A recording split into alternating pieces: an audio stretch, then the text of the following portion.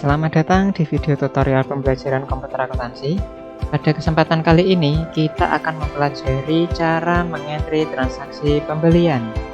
Transaksi pembelian bisa terjadi secara kredit atau tunai.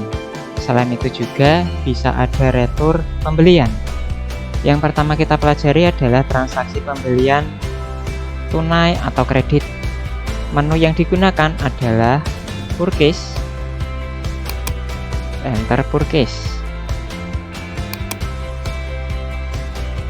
Pastikan di sebelah kiri statusnya sudah deal. Supplier disesuaikan dengan pemasok siapa di bukti transaksinya. Terms, di bagian ini disesuaikan dengan syarat pembayarannya. Jika tunai, maka bisa dibuat COD.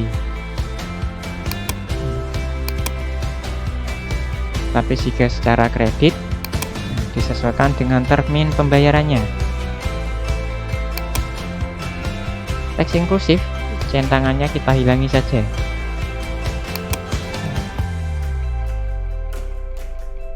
Di bagian purchase ini bisa kita isikan dengan nomor bukti transaksinya.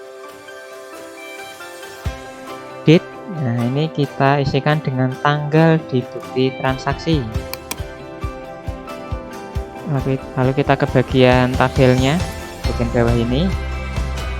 Di bagian bill ini bisa kita isikan dengan jumlah barang yang akan dibeli.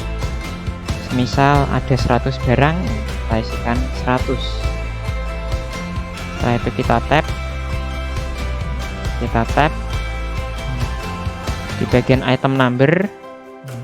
Ini kita isikan dengan barang yang kita beli. Kita pilih barang apa.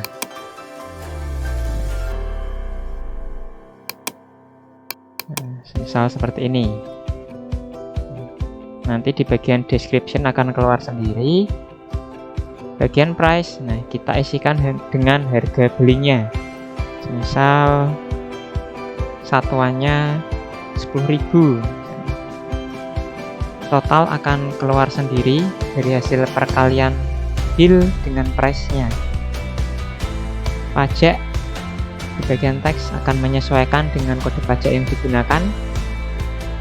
Lakukan hal yang sama untuk barang-barang yang lain. Misal dalam satu transaksi ada lebih dari satu jenis barang yang dibeli.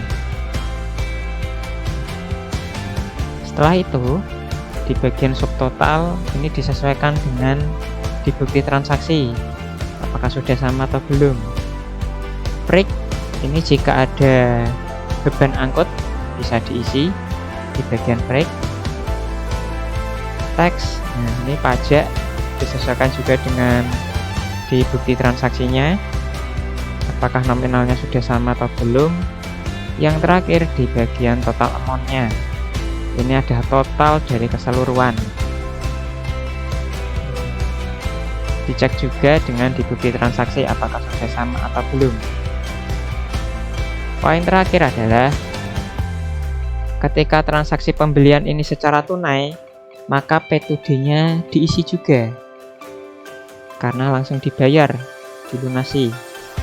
Tapi kalau secara kredit, di bagian ini tidak perlu diisi. Jika udah, bisa diklik record. Bagian kedua dalam transaksi pembelian adalah retur pembelian. Menu yang digunakan masih sama, yaitu purchase, enter purchase. Maka tampilannya sudah masih sama seperti ini. Cara pengisiannya hampir sama, yaitu dipastikan di sini statusnya masih bill.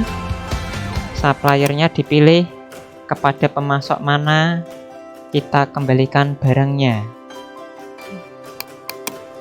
Bagian termin dibiarkan saja. Teks inklusif dipastikan centangannya tidak ada. Purchase diisi dengan nomor bukti transaksi. Misal seperti ini. Di bagian date diisikan dengan tanggal bukti transaksinya. Jika udah, kita ke bagian tabelnya lagi. Nah, yang membedakan adalah jika ketika terjadi pembelian, maka di bill langsung diisi dengan jumlah barang yang dibeli. Tetapi kalau retur, sebelum kita mengisi jumlah barangnya, yang kita lakukan adalah memberi simbol main terlebih dahulu. Baru kita isikan dengan jumlah barang yang diretur.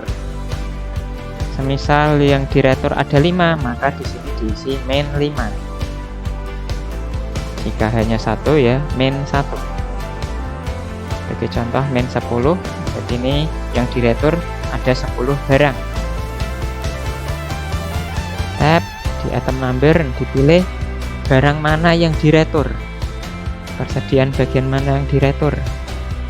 Misal minyak goreng, nanti deskripsinya akan keluar sendiri. Price diisikan dengan harga satuannya, misal 30.000, maka totalnya nanti akan otomatis terisi dari perkalian kolom bill dengan kolom price. Di bagian teks ini akan keluar kode pajaknya. Jika udah, bagian subtotal, break, teks, total amount disesuaikan dengan di bukti transaksinya. Jika udah, diklik record nanti. Jika sudah merecord, langkah selanjutnya adalah masuk ke menu register. Di bagian return and debit, nanti ada satu transaksi retur yang kita buat tadi. Di bawah ini ada dua menu, receive refund dan apply to purchase. Receive refund digunakan jika retur pembelian ini hasil dari pembelian secara tunai. Jika pembeliannya secara tunai dan diretur, maka menu yang dipilih adalah receive refund. Kita menggunakan apply to purchase ketika pembeliannya terjadi secara kredit.